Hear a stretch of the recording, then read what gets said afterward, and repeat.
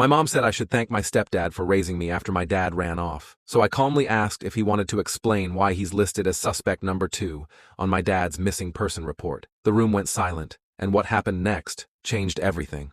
Hello, Reddit I plus here. When I was 9, my dad, Gregory, vanished.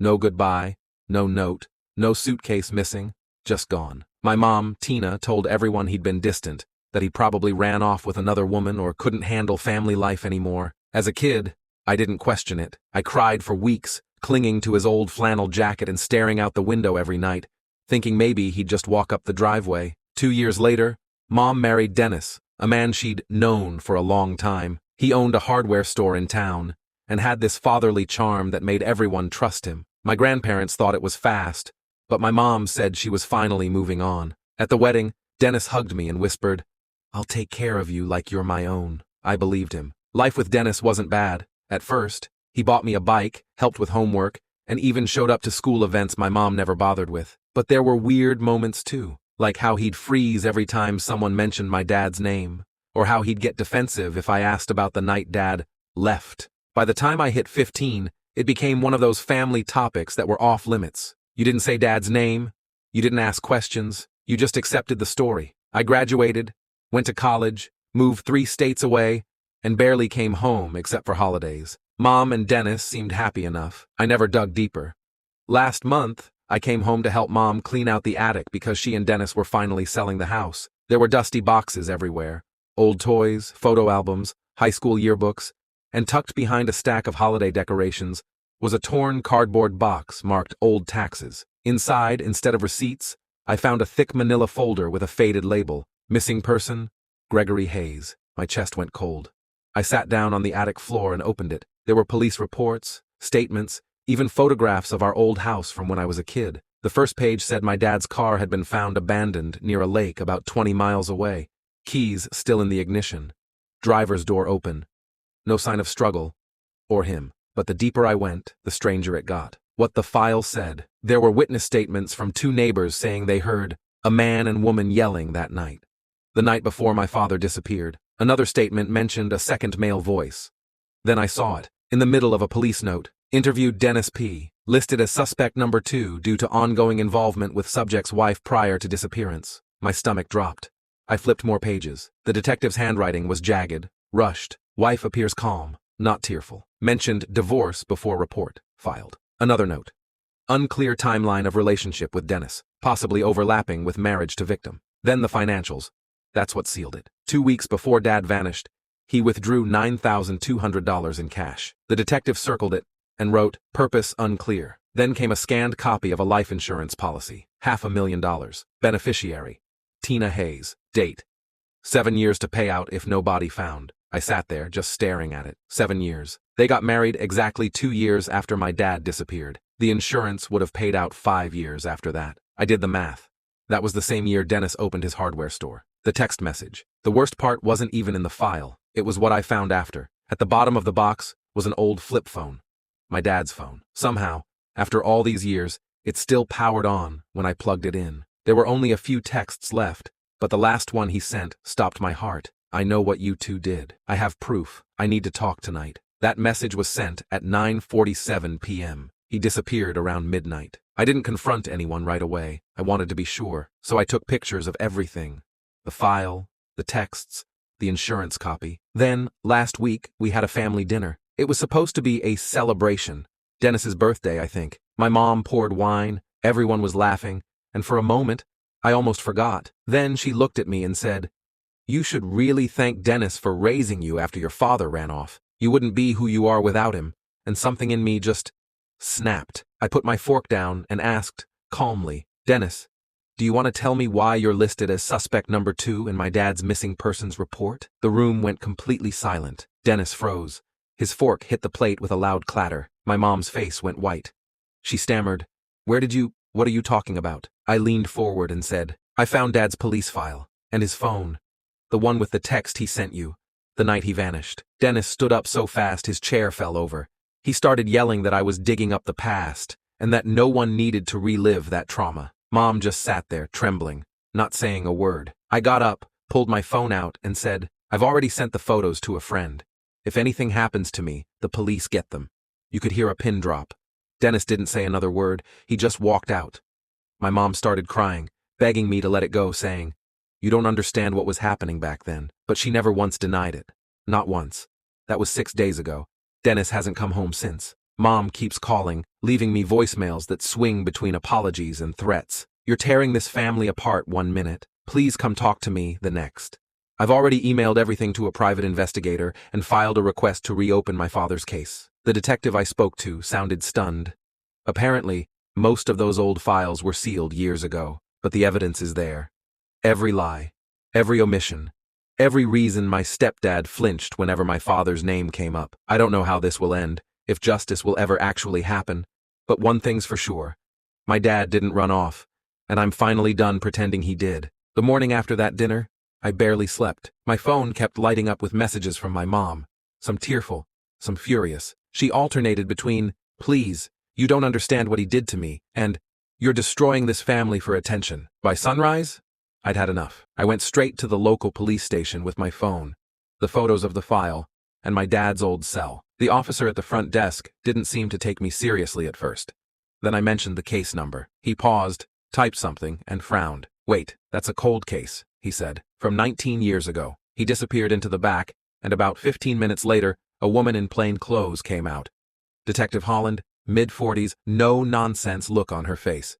She invited me into her office, shut the door, and told me to start from the beginning. I told her everything: the attic, the file, the phone, the text message. She took notes, barely saying a word, just tapping her pen against her pad every time I said something important. When I finished, she leaned back and said quietly, "You realize what you're suggesting is homicide, right?" I nodded. She asked to see the phone. When I handed it over, she carefully bagged it in evidence tape, like she'd done it 1,000 times. Then she looked me dead in the eye and said, "If this text is authentic, and if that report was altered or suppressed, we're reopening the case." For the next few days, I tried to go about my life, but I couldn't focus. Every little sound made me jump. I half expected Dennis to show up at my door, furious. Then, 2 days later, Detective Holland called.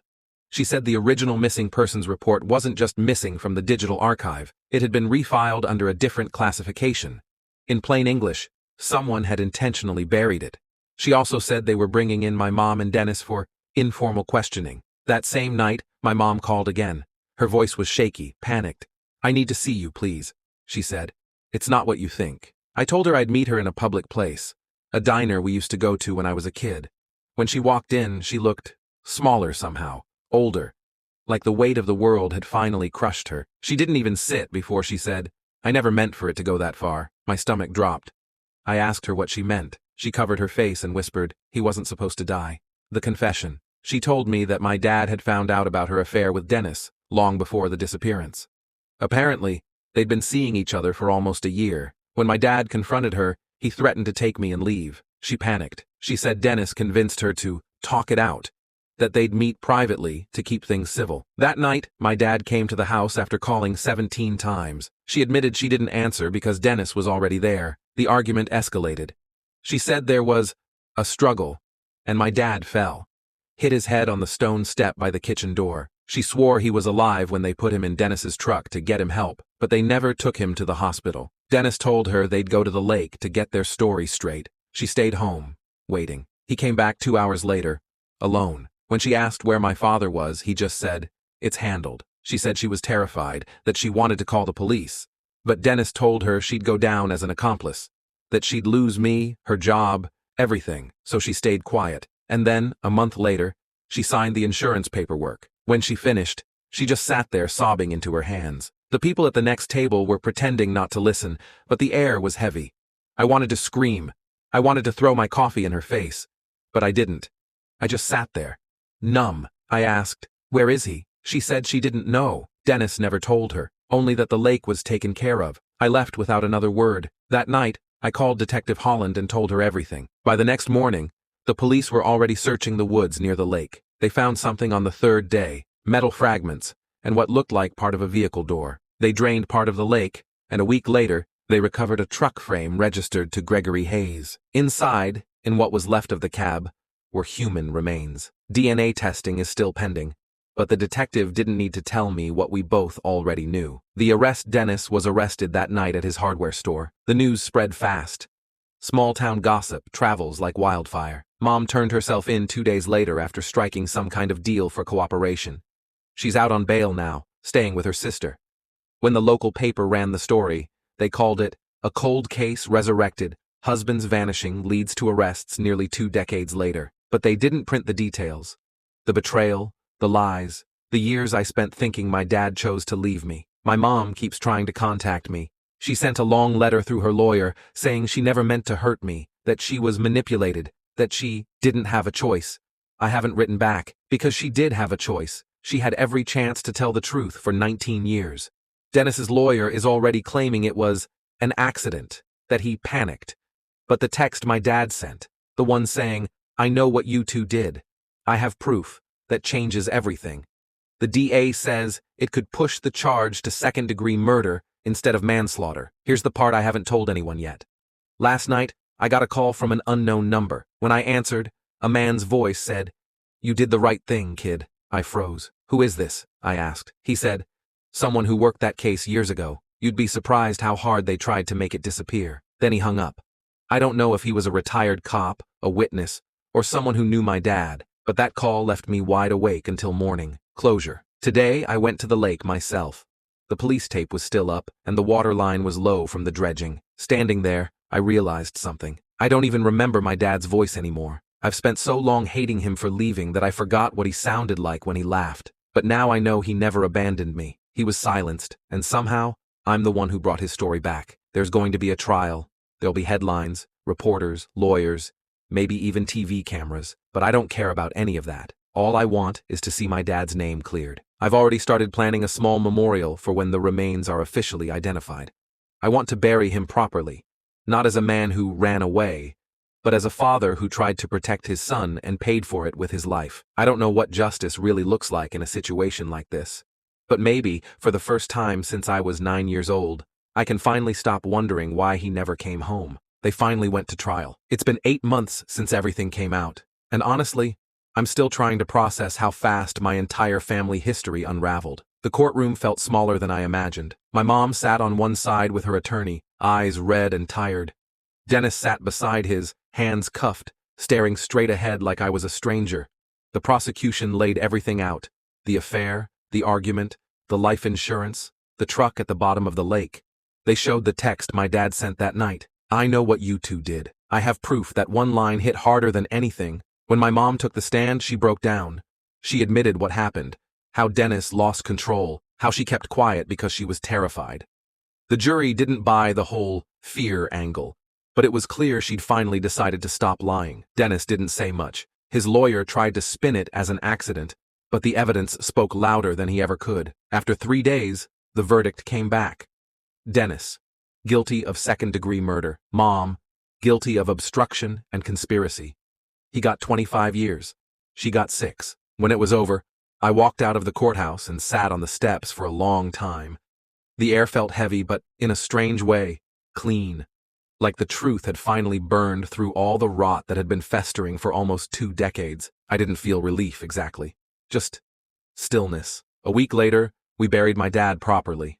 Just me, a few friends, and a small headstone that read, "Gregory Hayes, a father who never stopped trying to come home." And that was enough. Trial ended. My stepdad serving 25 years for my father's murder. My mom serving 6 for covering it up. After 19 years, my dad was finally laid to rest, and I finally stopped believing he ever left me.